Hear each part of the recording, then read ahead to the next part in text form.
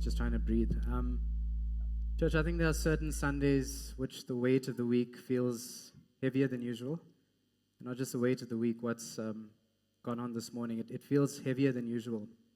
And we come to church this morning with mixed emotions. Some of us feel, I think all of us now feel a sense of unease, discomfort, confusion, uncertainty about the future, and even a sense of grief and mourning for what's transpired and certain chapters that have closed. I think it's important to acknowledge that as Darren spoke this morning, we are the body of Christ. We are a family, and when one part of the family experiences significant change, especially one that touches our leadership and our sense of stability, the entire body will feel it. And I think we could feel it all very visibly and viscerally this morning within ourselves.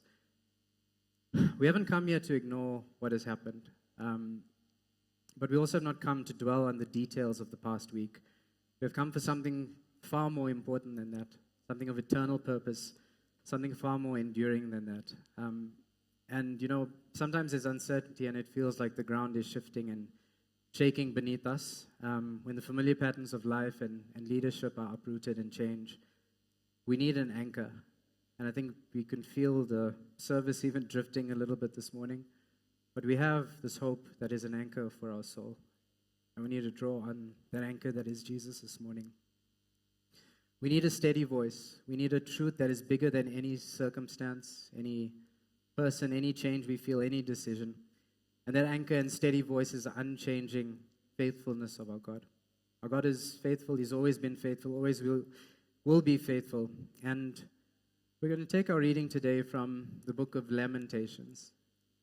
And I think it's apt. We don't usually read much from this book. It's from Lamentations chapter 3, verses 21, 22, and 23 that we're going to read about. And it's not a scripture we often read, but it's a scripture actually that's just about deep sorrow, deep grief, deep mourning, deep weeping. And even in the Bible, lamentation is defined as the passionate expression of grief or sorrow or weeping. I think we all feel a sense of that this morning. And that is exactly what the book of Lamentations is all about. It's about Jerusalem's desolation, destruction at the hands of the Babylonians. The temple was broken down. People were exiled. People were under siege. There was famine in the area. People lost their livelihoods and everything they knew. Everything that felt stable in their life was taken away from them. And within the prophet Jeremiah's deep sorrow and despair, he speaks about a scripture that we all know very well. Amidst the destruction and desolation at his lowest point. So the first 2 chapters, he goes on in graphic detail about the absolute ruin of the city of Jerusalem, of the city of Jerusalem. And the first 2 chapters is what he can see.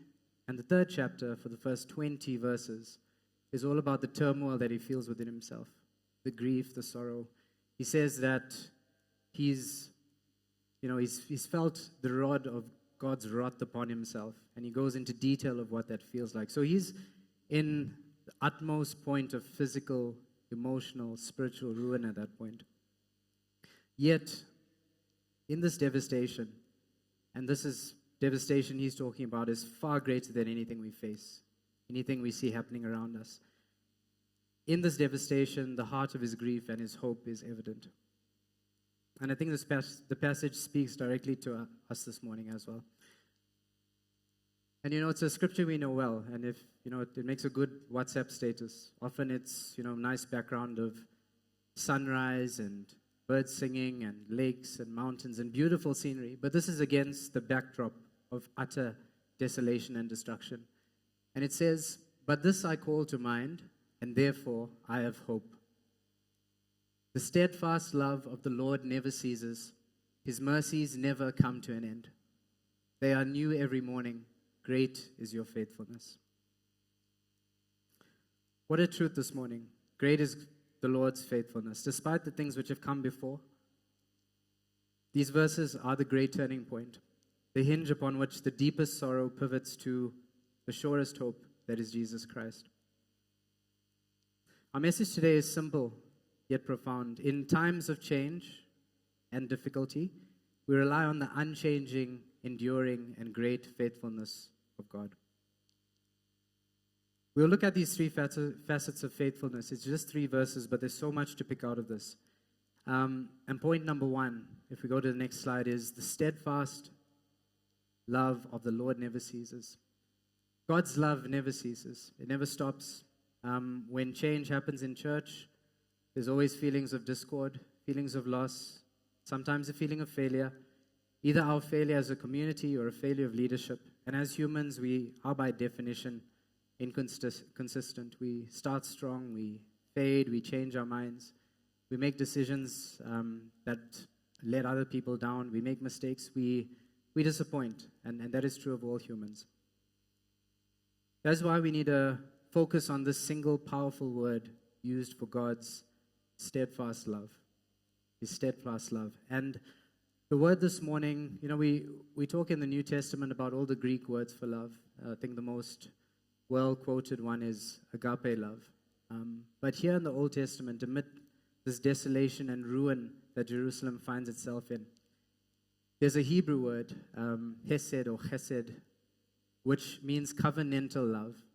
It means that God's covenant with us, no matter what is going on, no matter how we fail, no matter what we do, God has that covenant with us, and His love is always there, whether we deserve it or not. His steadfast love is more than a feeling, it's more than affection. It is loyalty, it is reliable. It's enduring love that is completely undeserved, no matter what goes on around us and what we do. And when Jeremiah wrote this passage of Scripture, his city was gone, his world was destroyed, everything he knew had collapsed. Yet he said, even amid the ruins of Jerusalem, the hesed, steadfast love of the Lord remains. This reveals 2 truths for us to draw from today. The first is that God's love is not transactional. His commitments to us are not based on whether we are performing well, whether we are successful in our transition, or whether our leadership structure is perfect or not. It is based solely on His character, which cannot fail, will not fail. And secondly, God's love is not dependent on human relationships. The connection you have or have had with any particular pastor, leader, elder, congregant member is a blessing, but our relationship with God is with God and His steadfast love for us. That's what's deepest, that's what's more important. He does not stop loving this congregation because a human relationship has ended or changed. If you are feeling disappointed or down today, I think we all are. I don't think there's anyone who's excited in the same way we are on a normal Sunday morning. We need to take heart. The great promise of Scripture is that the ultimate relationship, our relationship with our Creator and our Savior, Jesus Christ, is secured by a love that never ceases. It cannot be terminated. It cannot be negotiated. It is a promise written in the blood of Christ, and it's there on the cross as our salvation. And this morning we declare as Hope Ridge Church that the permanence of God's love silences the voices of doubt and fear. His commitment to us as His people remains whole and unbroken. You might feel and experience and witness a lot of brokenness this morning, but His commitment to us as His people is unbroken, and we can be made completely whole in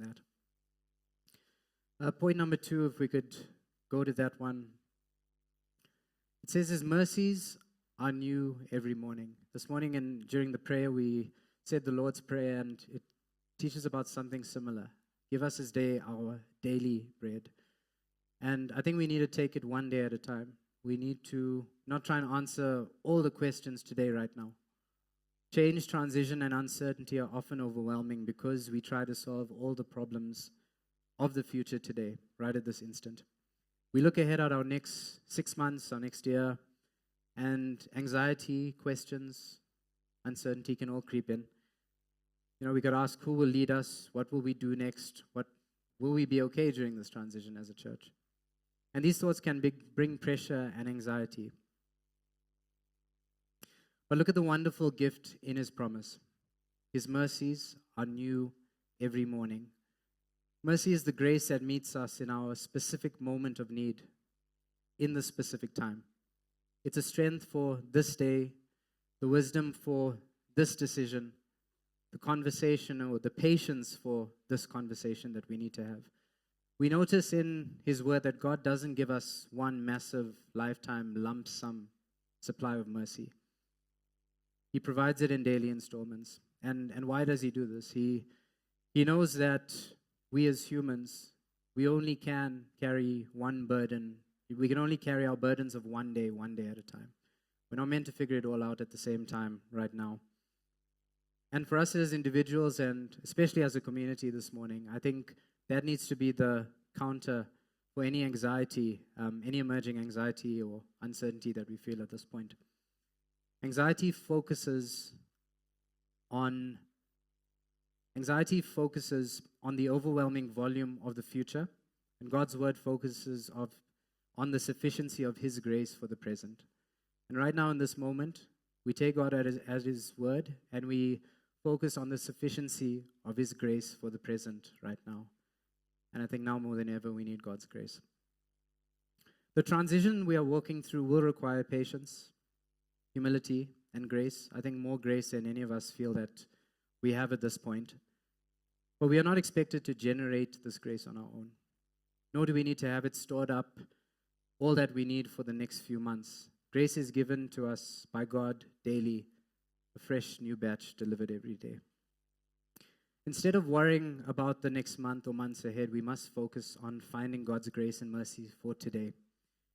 When you wake up, intentionally pray, God, give me the mercy I need to be kind, patient, and hopeful for the next 24 hours.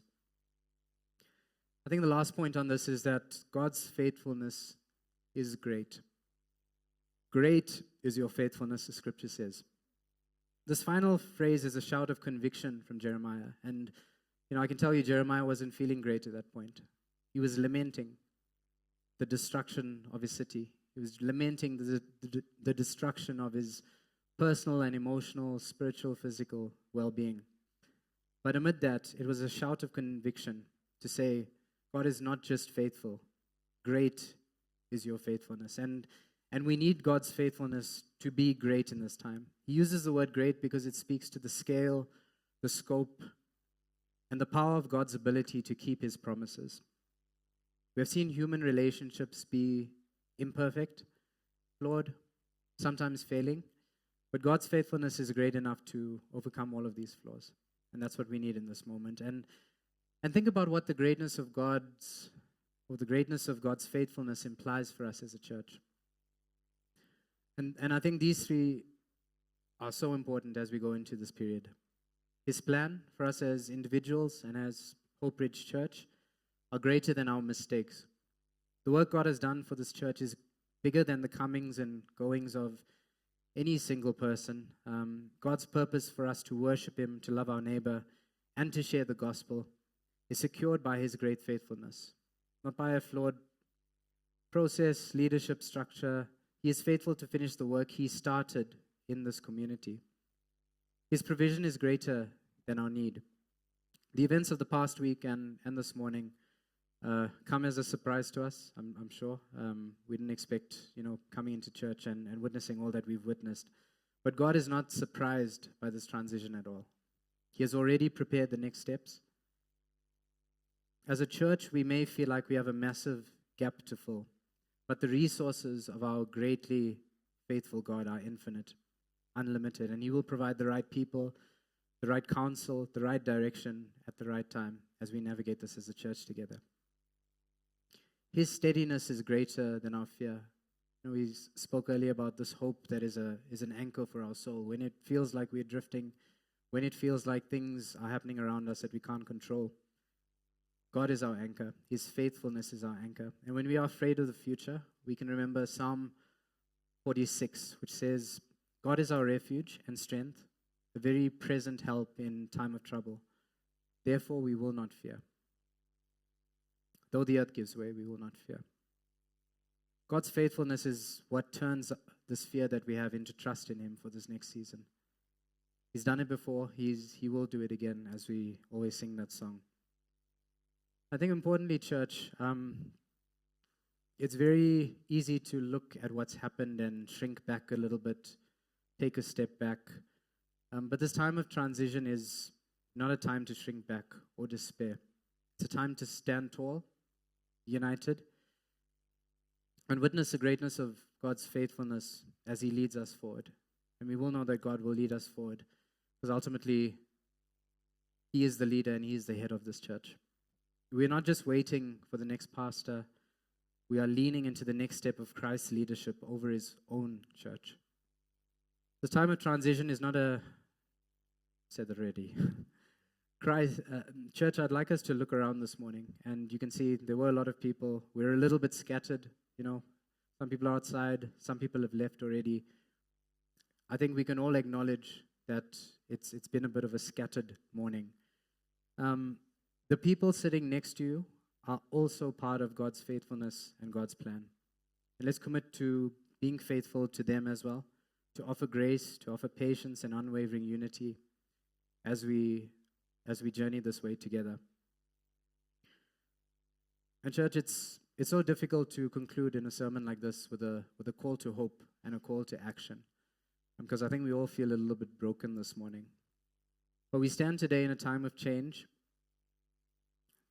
but we stand secure in a time-tested truth that God is faithful and God will rebuild. Let's briefly recall what Jeremiah said from the ashes of despair and what he called to mind during this time. His steadfast love never ceases. Our foundation is Christ's unchanging, steadfast love, the chesed that we spoke about, not human inconsistency.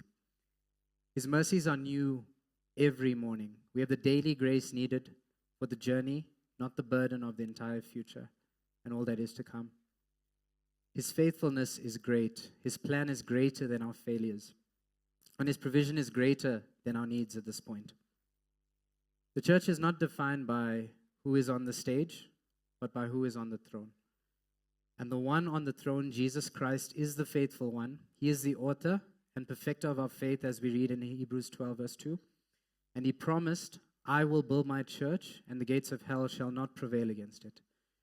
As He says in Matthew 16, verse 18. So our call as a church, and we are the church and the body of Christ, our call now is to respond to this great faithfulness with our own faithful obedience. And in this obedience, it is God who will restore.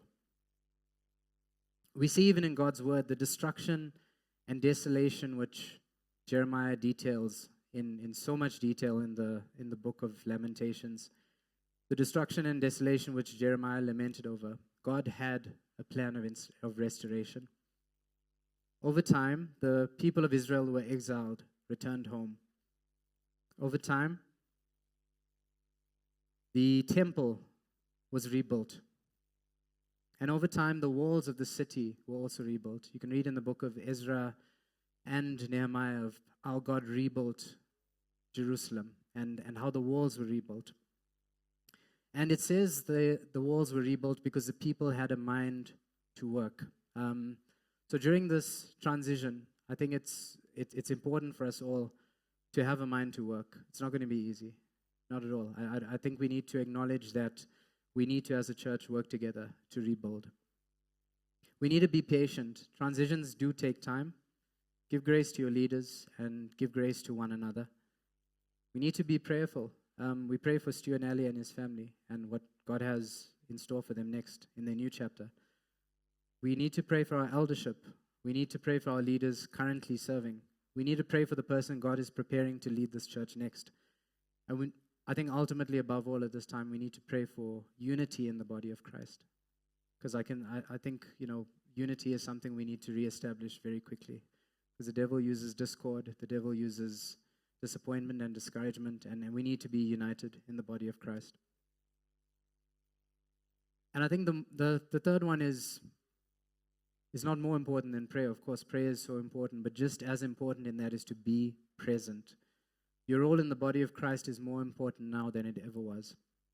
Step into your gifts. Step into the responsibilities that God has tasked you with. We will rebuild together. When Nehemiah and the people of Jerusalem rebuilt the walls of the city, God helped them do it. But He also says that the people had a mind to work, and God, using their efforts and using His great faithfulness, they rebuilt the city walls, 4 kilometers of walls, in 52 days. But it says that the people were prepared to work, and we need to be prepared to work. In Nehemiah 4, verse 6, it says, "So we built the wall, and the entire wall was joined together up to half its height, for the people had a mind to work." It's also important to be vigilant. We will be under attack during this time. And even in a period of building, Nehemiah says that the people had to have building supplies in one hand and a weapon in the other hand, because we need to attack and defend attack for and defend the kingdom of God. It says in Nehemiah 4, verse 17, "Those who carried materials did their work with one hand and held a weapon in the other hand. And each of the builders wore his sword at his side as he worked. We need to be prepared during this time to work, and we need to be prepared to fight during this time as well, because the devil will bring God's kingdom under attack in any transition, and we need to be vigilant. So, church, as this morning, us as one body, Hope Ridge Church, let us commit right now to anchor our hope, not in the past or any anxiety about the future, but entirely on the great faithfulness of God this morning. Worship team, can you come up this morning? And church, can we stand together?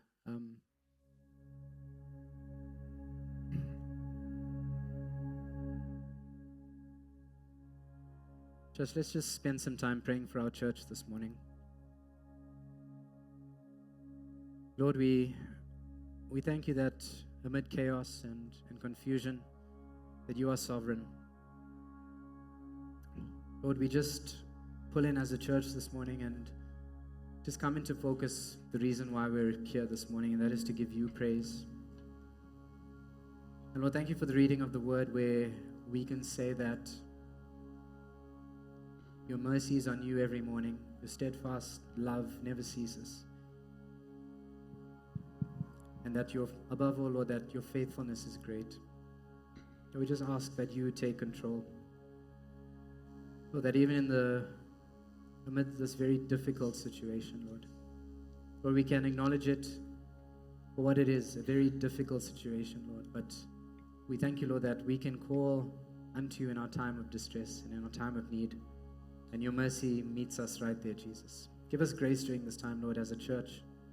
Give us grace this time as a congregation, as an eldership, to just press in, Lord, and ultimately do what it is that you want to do in this place, Lord. We just ask for supernatural wisdom. We ask for supernatural grace. We ask for supernatural patience during this time, Lord. And we just give it all to you this morning. And church, we're going to re-sing that song, God, I Look to You, because that's all we can do. In this period where we're still figuring out what's going on, Lord, we can look to you to give us vision. We can look to you where our help comes from, Jesus. We can look to you as a source of our strength and our source of hope. And Lord, we commit to, just as a church, just working towards what it is you want us to do, Lord. Lord, we will protect your house. We will protect the mandate and the vision you have for this church, Lord Jesus. And Lord, I pray, Lord, that as a church, a body of Christ, that we will pull into that reality. In Jesus' name. Church, can we sing, God, I Look to You together?